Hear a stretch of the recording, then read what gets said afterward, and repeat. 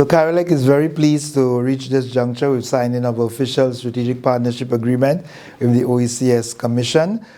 This has been a long day in coming, but very timely given the developments in the sector and in the national community regarding energy transitioning.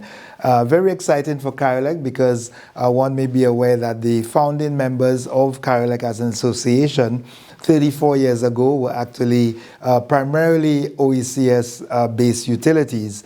And so this time in history that we are proud to have this historic agreement signed between CARILEC and the OECS Commission. The areas of focus also, we believe, are very timely. We're looking at initiatives, joint initiatives in pool procurement, central warehousing, geothermal, and legislative reform, all of which are really critical areas for energy transitioning and energy security, energy independence in the Eastern Caribbean in particular, and the wider Caribbean in general. So the CARILEC membership, as we may be aware, extends beyond the OECS to 34 member utilities across the English, French, Dutch, and some Spanish-speaking territories.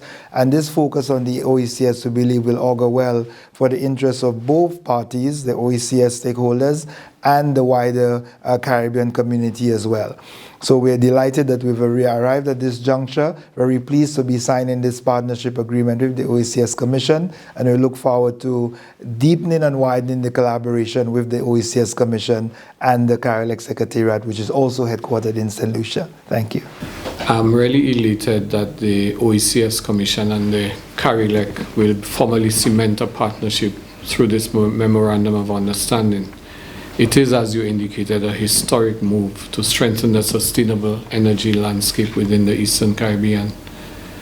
Against the backdrop of escalating energy costs and the pressing global push for cleaner, more sustainable energy sources and practices, the OECS takes this opportunity to pledge its commitment to embark on a strategic alliance with CARILEC that aims to revolutionize the energy sector for the economic and social benefit of the region.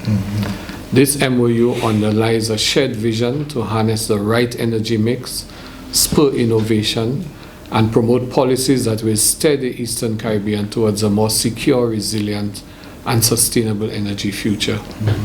The member states of the OECS have experienced firsthand the detrimental effects of the global energy crisis.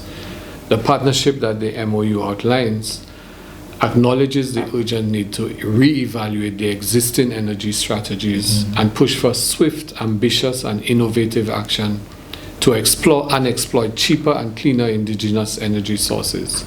And I want to emphasize the indigenous energy sources, because that's a major cost factor.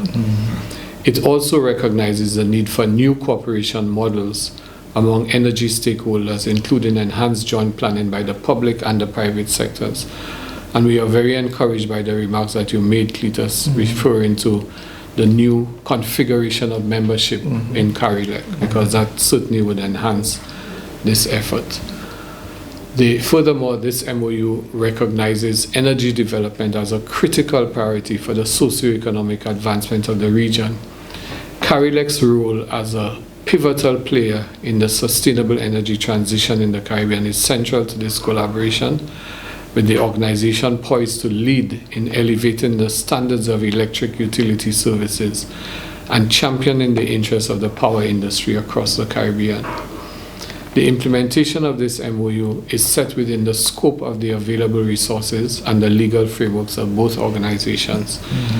And I anticipate that the OECS and CARILEC will ensure the proper reporting and recognition of their collaboration, enhancing our shared mission and objectives. I believe that this significant agreement paves the way for a transformative change in the energy sector, creating a pathway for energy security and socio-economic development in the OECS through collective action and strategic partnerships. Now, in your remarks, you spoke to 3 areas of immediate concern. One is pool procurement, the second is regulatory reform, and the third is centralized warehousing and disaster positioning. And I would like to give you the good news that we are well prepared to collaborate with you on that.